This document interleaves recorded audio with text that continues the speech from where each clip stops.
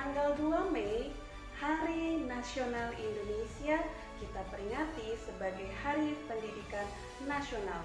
Tokoh tanpa jasa memerdekakan Indonesia, Ki Hajar Dewantara, Bapak Pendidikan Nasional. Assalamualaikum warahmatullahi wabarakatuh. Saya Marwah Indah, calon guru penggerak Angkatan 2 Kabupaten Kutai Kartanegara. Dengan media ini mencoba untuk mendemonstrasikan filosofi pemikiran Ki Hajar Dewantara pada konteks guru, interaksi murid, interaksi warga sekolah, tantangan, dan solusi. Dengan perjuangannya terhadap pendidikan bangsanya, Ki Hajar Dewantara mempunyai semboyan yaitu Ingarso Sungtolodo ing Madya Mangunkarsa Tuturi Handayani. Ingarso Sungtolodo sebagai pendidik adalah orang yang lebih berpengetahuan dan berpengalaman, hendaknya mampu menjadi contoh yang baik atau dapat dijadikan sentral figur. Ing Madya Mangunkarso mengandung makna bahwa pamong atau pendidik sebagai pemimpin hendaknya mampu menumbuh kembangkan minat, hasrat, dan kemauan anak didik untuk dapat kreatif dan berkarya guna mengabdikan diri kepada cita-cita yang luhur. Tuturi Handayani mengikuti dari belakang dengan penuh perhatian dan penuh tanggung jawab berdasarkan cinta kasih sayang yang bebas dari pamrih dengan menghamba pada anak, memberi kebebasan, kesempatan, dan perhatian, bimbingan, memungkinkan anak didik atas inisiatif sendiri dan pengalaman sendiri supaya mereka berkembang menurut garis kodrat pribadinya. Semboyan ini mestinya dibudayakan di sekolah karena sejatinya guru harus memiliki kepribadian dan kerohanian. Kemudian menyediakan diri untuk menyiapkan para peserta didik untuk menjadi pelajar yang berkarakter dan berbudaya. Dengan kata lain, yang diutamakan sebagai pendidik fungsinya sebagai figur teladan, baru kemudian sebagai fasilitator atau pengajar. Guru perlu terus memperbaiki mengasah diri, belajar meningkatkan kompetensinya agar menjadi teladan serta berkolaborasi dengan pihak lain sebagai pengembangan profesinya untuk mengikuti perkembangan zaman. Dalam hal tersebut, kontekstual yang pernah diikuti untuk belajar mengasah diri sebagai pengembangan profesi mengikuti pelatihan-pelatihan yang dilaksanakan oleh Dinas Pendidikan Kabupaten Kutai Kartanegara, bergabung dengan komunitas musyawarah guru mata pelajaran IPS Kabupaten Kutai Kartanegara, dan aktif sebagai pengurus. Terlibat dengan kegiatan Kokar Pintar Dinas Pendidikan Kabupaten Kutai Kartanegara dan ikut belajar bersama Fasda Tanoto Foundation untuk mapel IPS, serta menjadi bagian calon guru penggerak Angkatan 2. Guru sebagai pendidik memberi tuntunan di dalam hidup tumbuhnya anak-anak.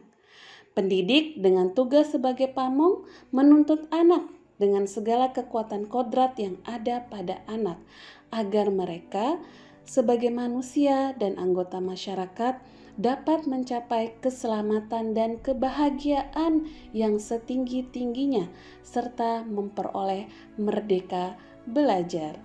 Dasar yang paling penting dalam pendidikan menurut Ki Hajar Dewantara menyatakan bahwa mendidik itu bersifat humanisasi. Ya, bersifat humanisasi, yakni mendidik adalah proses memanusiakan manusia. Dengan adanya pendidikan, diharapkan derajat hidup manusia bisa bergerak vertikal ke atas, ke taraf insani yang lebih baik dari sebelumnya.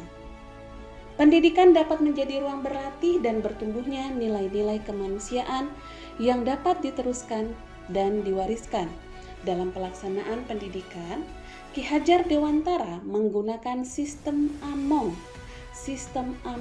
sebagai perwujudan konsepsi beliau dalam menempatkan anak sebagai sentral proses pendidikan, Sistem AMON yaitu metode pengajaran dan pendidikan yang berdasarkan pada asih, asah, dan asuh. Guru efektif mengajar sebagai fasilitator sehingga dapat mengembangkan profil pelajar Pancasila yang diharapkan dalam proses pembelajaran. Pelaksanaan pendidikan anak sebagai sentral proses pendidikan. Jadi anak sebagai sentral proses pendidikan yang pernah diterapkan melalui pembelajaran pendekatan mikir, di mana anak mengalami proses melakukan kegiatan dengan mengamati saat proses pembelajaran berlangsung, seperti melakukan pengamatan, percobaan, wawancara, mengembangkan karakter, keterampilan berpikir kritis, mengolah informasi, berperan dalam kelompok, dan mampu mengkonstruksi pengetahuan baru. Siswa berinteraksi, bertukar gagasan, 2 orang atau lebih, bertukar pikiran, ide, gagasan, berdiskusi, kemudian juga menanggapi ide pendapat orang lain. Komunikasi, proses penyampaian gagasan atau pikiran seseorang kepada orang lain. Komunikasi bisa dalam bentuk tulisan atau bisa dalam bentuk hasil kerja, hasil percobaan, atau hasil diskusi kelompok. Selanjutnya yaitu refleksi. Kegiatan melihat kembali pengalaman belajar yang mereka dapatkan, pengetahuan baru, dan mengambil pelajaran agar belajar lebih baik di masa mendatang. Tugas pendidikan ini perlu berkolaborasi dalam lingkungan pusat pendidikan, yaitu lingkungan keluarga, lingkungan masyarakat, dan lingkungan sekolah yang memerlukan ketertiban warga sekolah. Guru perlu efektif membangun relasi dan komunikasi dengan warga sekolah, dan juga relasi dan komunikasi dengan pihak lain, yaitu orang tua, komite sekolah, maupun pihak lainnya untuk menciptakan lingkungan sekolah yang dapat mendukung pembentukan karakter peserta didik. Tentunya ini akan menjadi tantangan bagi warga sekolah karena pembentukan ini bukan hal yang mudah, tapi menjadi ringan jika ada dukungan dari semua pihak. Proses penanaman karakter perlu pembiasaan dan kesabaran. Yang paling penting adalah komitmen bersama. Komitmen bersama membangun budaya karakter baik peserta didik. Pandemi COVID-19 yang melanda negara kita juga memberi dampak pada proses pembelajaran kelas. Dan perubahan ini menjadi tantangan yang harus dihadapi oleh semua warga sekolah kami. Warga sekolah harus memaksakan dirinya dengan cepat untuk bersahabat dengan teknologi informasi untuk mengikuti perkembangan zaman. Media WhatsApp, Google Classroom, Google Meet, serta pembuatan video pembelajaran adalah media yang efektif yang saya terapkan bersama warga sekolah lainnya demi keberlangsungan proses pembelajaran. Bersama guru lainnya, melakukan home visit ke beberapa kelompok belajar siswa sebagai bentuk evaluasi belajar di masa pandemi.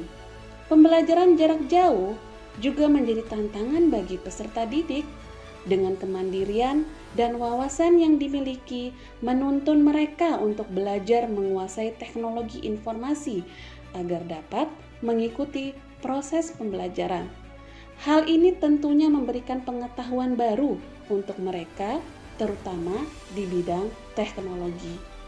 Melalui pembelajaran jarak jauh, kreativitas siswa tetap bisa ditumbuhkan. Contoh salah satunya adalah pembuatan mind mapping sebagai ringkasan materi yang mereka olah dengan berbagai bentuk sesuai selera mereka agar mudah dipahami. Demikian, semoga bermanfaat dan terima kasih. Sampan diayuh mulai bergerak, betis beduduk dengan sejajar. Salam calon guru penggerak, bahagia dan merdeka belajar. Wassalamualaikum warahmatullahi wabarakatuh.